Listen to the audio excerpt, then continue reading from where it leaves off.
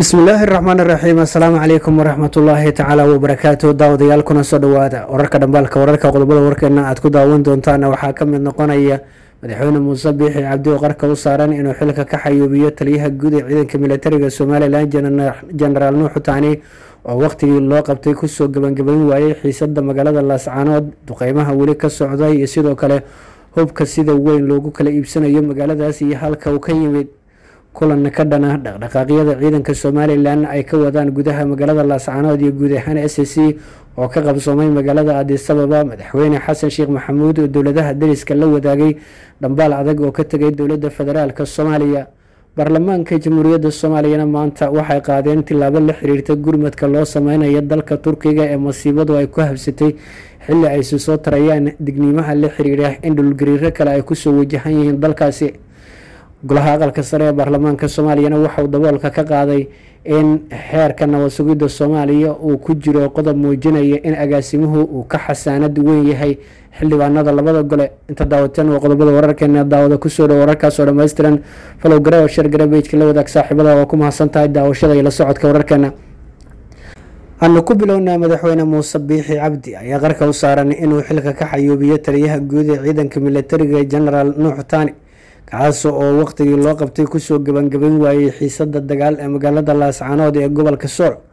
kadib markii 24 saacadood ee loo qabtay in lagu soo gabangabeeyo colaadda laguna qabto magaalada iyo gacan ku haynteeda ayuu madaxweyne Muuse Biixi Cabdi waxa uu dilaacay sidii uu u qaadi lahaa tilaabooyin uu ku ciqaabayo saraakiisha hogaaminaysa ciidanka militariga gaar ahaan taliyaha guud iyo sidoo kale taliyaha qaybaha ee ciidamada ku sugan aagga hore ee magaalada Laascaanood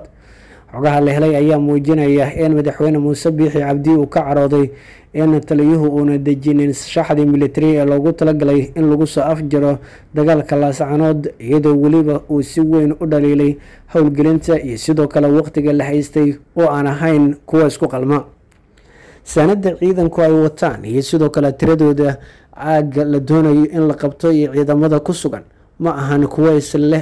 waxay taasi ka dhigan tahay in cadow tiro yar ay qaban weyday xuduudeena oo ballaaran sida daraadeedna suurtagal ma aha ayuu ku warceliyay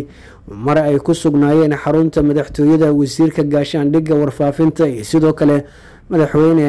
Muuse Biixi Cabdi sida ay xaqiijiyeen ila madaxtooyada ku sugan madaxweyne Muuse Biixi Cabdi ayaa sidoo kale waxa la xaqiijiyay in uu qaadayo tilaabooyin oo guud ahaan isbedel ku sameynayo taliyayaasha ciidamada oo sidoo kale madaxweynuhu uu ku qancinin tababarka ciidanku ay haysteen iyo sidoo kale qidada dagaal ee la soo baray iyo sida ay u wajihi waayeen shacabka hubeysan ee magaalada Laascaanood ila xogaal ayaa tilmaamaya in wasiirada gaashaandhigga iyo warfaafinta iyo xubnaha kale ee la socday ay madaxweynaha ka dalbadeen in aanan taliyaha guud xilka ka qaadin muddana uu siiyo mar kale inta uu ka soo afjaro dagaalkaasi isla markaana uu ka gaaro gacan ku haynta magaalada Laascaanood si walba ha ahaatee madaxweyne Muuse Biixi Cabdi ayaa hameen ka hor 24 saacadood gudahood waxa uu qabtay in ciidamada militarigu ay ku qabtaan magaalada Laascaanood isla markaana ay soo afjaraan xogaga hubeysan ee la magac baxay SSC isla markaana doonaya in ay hirgeliyaan dowlad goboleed qaatumo loogu magac daray waxaana arintaasi ay sababtay in dagaalku daba dheeraado isla markaana ay ciidanka deegaanku ay sii wadaan halgankooda iyagoo sheegay in ay sii wadi doonaan isdifaacidda dhinaca kalena magaalada Laascaanood ee gobolka Sool ayaa waxaa lagu arkayay in shacabku ay laamiyada iyo sidoo kale jidadkaba ku kala iibsanayaan hubka iyadoo waliba hubka oo meelo kala duwan kaga imaanaya deegaanka waxa ugu qaalisan uguna muhiimsan maanta Laascaanood ayaa noqday qoryaha darandooriga u dhaca oo dadku ay ahmiyad gaar ah siinayaan isla markaana ay doonayaan in ay ku difaacdaan deegaanada ay leeyihiin ee gobolada SSC waxa la arkayay aabbo waayeel isla markaana dhex istaagay mid ka mid ah jidadka ugu muhiimsan magaalada Laascaanood kaas oo ku qaylinaya wiilkayga waxaan u soo gaday qori aka waxa uuna kula dardaarmay in uunan fariisanin meelaha magaalada ay dadku ku fadhi ku diriraan iyo sidoo kale goobaha kale ee ay ku sugan yihiin dhalinyarada aan dagaalka gelin waxa uuna sheegay oo wiilkiisa uu ku wargeliyay in uu tago jiida hore ee dagaalka isagoo dhabarka gacanta ka sii saaray kuna sagootiyay jiida hore ee dagaalka ee aaga magaalada Laascaanood taasoo muujinaysa in ciroole iyo caruurba ay go-aansadeen dadka laascaanood inay dagaalamaan. dhinaca kalena kulan looga soo horjeedo dagaalada ka socda aagga laascaanood ayaa magaalada Addis Ababa ee xarunta dalka Itoobiya ku dhex maray ra-iisul wasaaraha dalka Itoobiya Dr. Abiy Ahmed iyo sidoo kale mas-uuliyiin ka socota dalka Jabuuti kuwaasoo ku sugan magaalada Addis Ababa. madaxweyne xasan sheekh maxamuud ayaa madaxda labada dowladood ee dariska waxa uu ka dalbaday inay joojiyaan faragelinta ay ku sameynayaan colaadaha ka socda deegaanada SSC islamarkaana dowladda loo daayo qorshaheeda siyaasadeed iyo sidoo kale rabitaanka dadka iyadoo laga fogaanayo hab walba iyo tab walba oo keeni karta caadifad iska horimaad iyo sidoo kale faragelin hal dhinac ah oo ay dadku dhibsan karaan islamarkaana hor istaagi karaan rabitaankooda. dowladda Itoobiya ayaa doonaysana in ay si degdega ciidan ugu dirto aaggaasi balse waxaa kasoo horjeeda oo aan haba yaraatee la dhacsanayn mas-uuliyiinta dowladda federaalka iyadoo sidoo kale lagu wargeliyey in aynan jiri doonin arintaasi oo ku aadan in ciidamo ay gudaha u galaan aagga magaalada laascaanood balse ra-iisul wasaare Dr. Abiy Ahmed ayaa doonaya in uu shirka golaha midowda Afrika uu kaga dhawaaqo arintaas iyo sida ay u cambaareynayaan iyadoo fariimo kala duwan ay soo gaarayaan dalalka gobolka kuna aadan xaaladda ka jirta aaggaasi. dhinaca kalena waxaa soo ifbaxaya in ay jiraan tillaabooyin oo madaxweyne Muuse Biixi Cabdi uu ku dalbanayo in la xoojiyo taageerada Jabuuti iyo Itoobiya ay sameynayaan ciidamadiisa ammaanka islamarkaana la siinayo si ay u soo afjaraan kooxo hubeysan oo ugu magacdaray argagixisada SSC.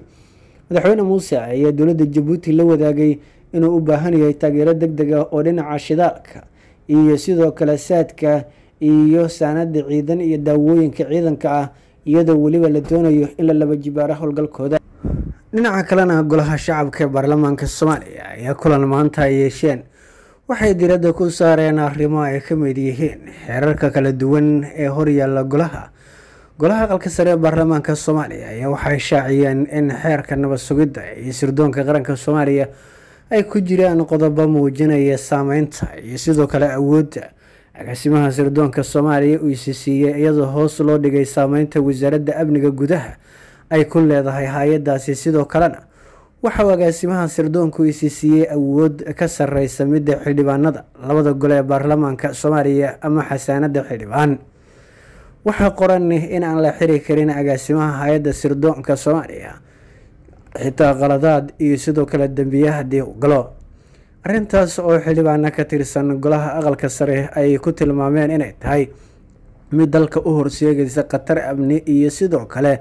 qalqal dhinaca sharciga kaga yimaada sida uu sheegay senator Muuse Suudi oo ka mid ah